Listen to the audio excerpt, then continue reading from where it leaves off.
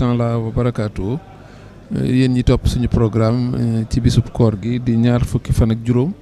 ñi ngi leen di nuyu di leen ziar di ñaanal Cheikh Mouhamadoul Mountakha Mbacké suñu borom yàggal ko fi lool te mu ànd ak wér tey jii di bisub àllarba ñi ngi fii ci salle bi nga xam ne bi weer wi tàmbalee ba tey mbooleem taalibe yi ñi ngi fiy daje ci kanamu sëriñ bi ngir teewlu njàng mi nga xam ne sëriñ bi moo ci jox ndigal Hizbut Tarqiyyah ay kuréelam di ko ay loo bis mu ne tey nag kuréel 1B bu Touba daara bu Touba Hizbut Tarqiyyah Touba ñoom ñoo ay njàng mi ci njiital sëñ Mame Gor Fall moom mooy ki nga xam ne mooy jiite njàng mi ñoom ñoo war a yëkkati xasida yi ci kanamu sëriñ bi diggante 17h30 ba 18h30 tey nag dëppook le 27 avril kon ni ngeen ko xamee kuréel 2 bu Thiès ñooy ñi nga xam ne ñooy gàttandu sëriñ bi ñoo ko war a gunge moo doon ab fursa ci man sax ngir ma jooyanti li nga xam ne waxoon naa ko démb ndax ab juyele amoon na ci tuuti kon kuréel bi jàng ci biir salle bi kuréel 1B bu Touba la ci njiital sëñ Mame Gor Fall mu wuuteeg loolu li ñu waxoon démb ndax dañu juyele woon kon kuréel boobu di kuréel 1B bu Hizbut Tarqiyyah Touba ñoom ñooy jàng ci salle bi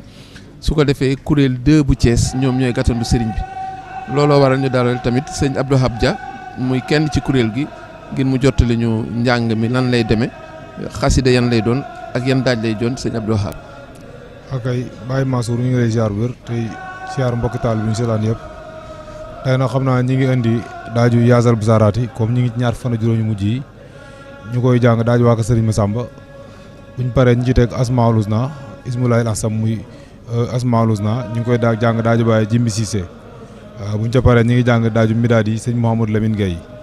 buñ ci paree ñi ngi jàng leen xaala ak Ravana ak Salatun ak Madatu daaju sëñ Mayib Gueye nii la programme bi demee nga xam day toll ci waxtu rek incha allah. jërëjëf sëñ Abdou Wahab defe naa ne leer na nañ xasida yi ñuy war a jàng leer na daa ci ñu ko war a jàng tam leer na ñu ngi lay sant bu baax mën nañ la bàyyi nga dellu ci kuréel gi ndax xam naa léegi njàng mi tàmbali kon dégg ngeen ko kon liñ fi war a jàng ci kanam tuuti bu sëriñ bi yegsee mooy li nga xam ne sëriñ Abdou Wahab Dia di kenn ci waa kuréel gi jottali na ko ma fàttaliwaat ne kon kuréel bi ngeen dégg muy gàttandu sëriñ bi mooy kuréel 2 bu Thiès sans plus tarder nous allons faire une petite relation pour ceux qui nous suivent sur les autres supports et dans des langues internationales aujourd'hui en ce 25e jour du mois lunaire de Ramadan qui coïncide avec le 27 avril un mercredi nous sommes toujours dans la même salle pour les mêmes raisons c'est la déclamation des écrits de Vénéré Cheikh Ahmadou Bamba par les groupes de chant, les kuréel de Hizbut Tarqiyyah qui se relaient depuis le début du mois de Ramadan. Aujourd'hui, c'est le kuréel 1B de la daara Hizbut Tarqiyyah de Touba qui sera à l'honneur sous la direction de Serigne Mame Gor Fall qui est le maître de chœur.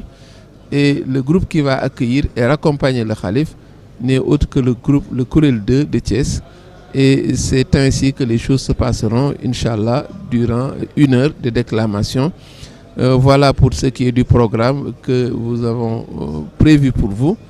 Et vous le voyez, c'est le même cadre, c'est la même attente, et c'est la même concentration, et c'est la même béatitude qui se lit sur tous les visages de vivre, n'est-ce pas, ces moments de déclamation, n'est-ce pas, où les kuréel rivalisent de dextérité.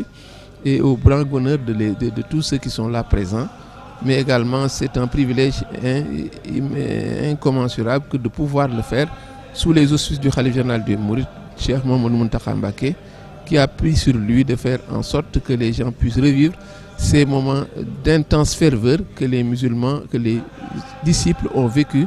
à Diourbel. Et c'est ce qu'il est en train de reproduire ici à Touba, dans cette salle située à quelques encablures de la grande mosquée de Touba, en l'occurrence dans la résidence des hôtes de Serigne Touba. Voilà donc pour ce qui est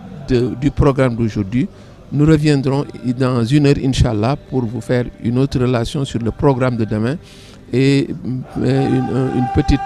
ouverture sur des écrits de Cheikh Ahmadou Bamba comme on a l'habitude de le faire. Et merci et à bientôt. On se retrouve juste après cette déclamation.